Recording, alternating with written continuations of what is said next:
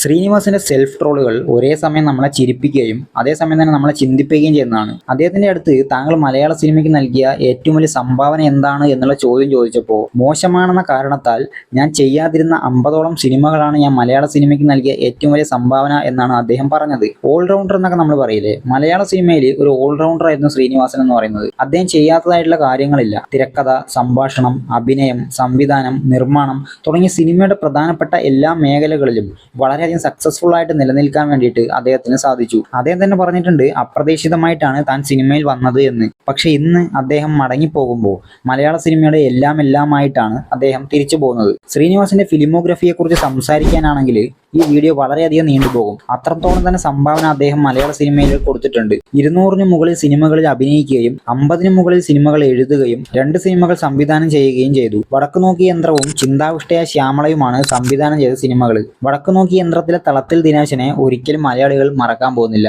അതുപോലെ തന്നെ ചിന്താവിഷ്ടയായ ശ്യാമളയും. ഒരു കൾട്ട് ക്ലാസിക് മലയാളം ഫാമിലി ഡ്രാമയാണ് ചിന്താവിഷ്ടയായ ശ്യാമള. അദ്ദേഹം എഴുതിയ സിനിമകളെ കുറിച്ച് ഒന്ന് റെഫർ ചെയ്ത് നോക്കിയപ്പോഴാണ് ഈ സിനിമകളൊക്കെ ശ്രീനിവാസനാണോ എഴുതിയത് എന്ന് ഞാൻ അത്ഭുതപ്പെട്ടു പോയത്. ശ്രീനിവാസന്റെ എഴുത്തിന്റെ ഒരു പ്രത്യേകത എന്താണെന്ന് വെച്ചാൽ അതിലൊന്നും തന്നെ അതിമാനുഷികമായിട്ടുള്ള അല്ലെങ്കിൽ ഓവർ കോംപ്ലിക്കേറ്റഡ് ആയിട്ടുള്ള കഥാപാത്രത്തെയോ കഥാസന്ദർഭങ്ങളെയോ നമുക്ക് കാണാൻ പറ്റില്ല. എല്ലാം നമ്മുടെ നിത്യജീവിതത്തിൽ നമ്മൾ കണ്ടിട്ടുള്ള നമ്മുടെയൊക്കെ ജീവിതവുമായി ചേർന്ന് നിൽക്കുന്ന കഥകളായിരിക്കും മിക്കതും. ഇടത്തരം സാമ്പത്തിക സ്ഥിതിയുള്ള കുടുംബജീവിതങ്ങളുടെ കഥയും ജോലി കിട്ടാതെ ബുദ്ധിമുട്ടുന്ന യുവാക്കളുടെയും ഒക്കെ കഥയായിരിക്കും ശ്രീനിവാസന്റെ കയ്യിൽ നിന്നും വന്ന മാസ്റ്റർ പീസുകളായിട്ടുള്ള പല സിനിമകളുടെയും ആധാരം എന്ന് പറയുന്നത്. ഇന്ന് നമ്മൾ കാണുന്ന പല 80s 90s ക്ലാസിക് സിനിമകൾക്കും പിന്നിൽ ശ്രീനിവാസനാണ് എന്ന് അറിയുന്നത് ഇപ്പോഴാണ്. വളരെ വ്യക്തമായിട്ടുള്ള രാഷ്ട്രീയ നിലപാടുകൾ പല സമയത്തും അറിയിച്ചിട്ടുള്ള അദ്ദേഹം സന്ദേശം എന്ന സിനിമയിലൂടെ അപ്പൊളിറ്റിക്കൽ ആയിട്ടുള്ള ഒരു ആശയമാണ് മുൻപോട്ട് വെക്കുന്നത് എന്ന് പലരും വിമർശിച്ചു. പക്ഷെ ജീവിതത്തിൽ അദ്ദേഹം വളരെ വ്യക്തമായിട്ടുള്ള രാഷ്ട്രീയം പറഞ്ഞിരുന്നു. അതിൽ പലതും വിവാദമായിരുന്നു, പലതും ചർച്ച ചെയ്യപ്പെട്ടതുമായിരുന്നു. മലയാള സിനിമയിൽ പല ആളുകളുമായിട്ടും ശ്രീനിവാസൻ ഒന്നിക്കുമ്പോൾ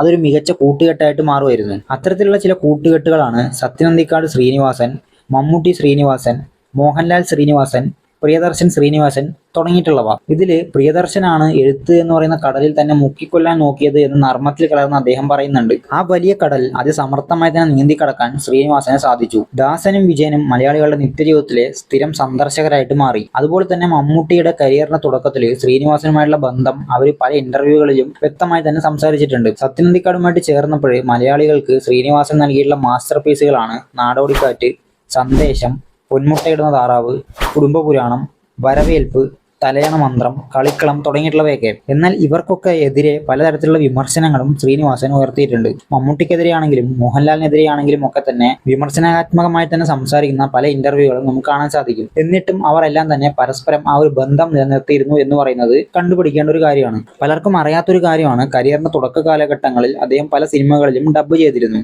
മേള, വിൽക്കാനുണ്ട് സ്വപ്നങ്ങൾ, വിധിച്ചതും കൊയ്തതും, ഒരു മാടപ്രാവിന്റെ കഥ തുടങ്ങിയ സിനിമകളിൽ മമ്മൂട്ടിക്ക് വേണ്ടിയിട്ടും ഇളക്കങ്ങൾ എന്ന് പറയുന്ന സിനിമയിൽ നെടുമുടി വേണുവിന് വേണ്ടിയിട്ടും ഒക്കെ അദ്ദേഹം ഡബ് ചെയ്തു. മലയാള സിനിമ നിലനിൽക്കുന്നിടത്തോളം തന്നെ കാലം ശ്രീനിവാസൻ എന്ന് പറയുന്ന അത്ഭുത പ്രതിഭയുടെ സൃഷ്ടികളും നിലനിൽക്കുമെന്നുള്ളത് യാതൊരു സംശയമില്ലാത്തൊരു കാര്യമാണ്.